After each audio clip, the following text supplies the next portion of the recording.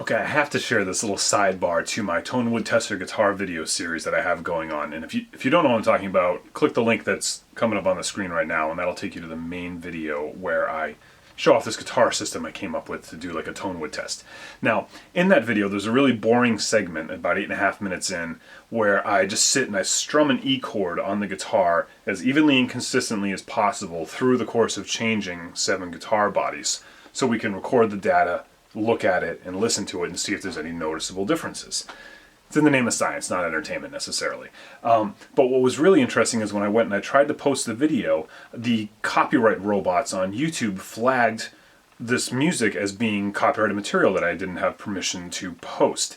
So I went in and I looked at what it was, and it was during the section where I just play these E's.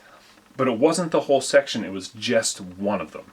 It was this one right here, when I strummed the open E chord on the mahogany bodied guitar.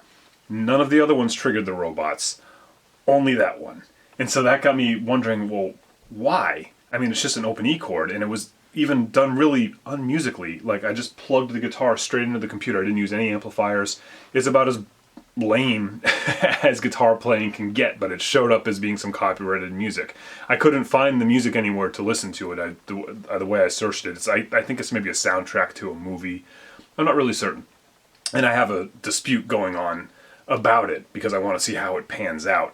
But what I did to fix it so I could post the video is I didn't want to alter any of these sound waves because we're trying to listen to this as like this scientific study, so I couldn't just pitch correct it or anything like that. What I ended up doing is I just took a teeny tiny slice out of the wave of about a millisecond, and it'll just sound like the internet skipped if you're listening to it. But if you go back now that I've told you this and check it out, you'll hear it. It happens every time in the same spot. It's not a mistake. And by doing that, it changed the shape of the waveform so the robots no longer recognized it as this copyrighted material. I find this super, super interesting on so many levels, and I don't know if I'm for it or against it or somewhere in between. It's just this sort of world that we live in now. A very annoying part of the world that we live in. But what it got me thinking is, well, why, when I did like literally the same thing 7 times, why did this one get picked up? More than likely there's some subtle difference in the way I strummed, like the one note rang longer before the next one or something like that identically matched someone else's recording. They were probably playing a mahogany guitar with a humbucker. Who knows? It's crazy.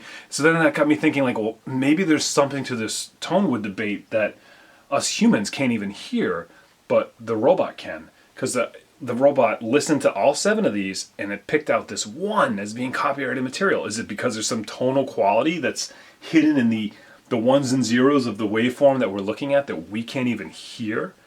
Are robots bigger music fans and better listeners than us? But isn't music not about that?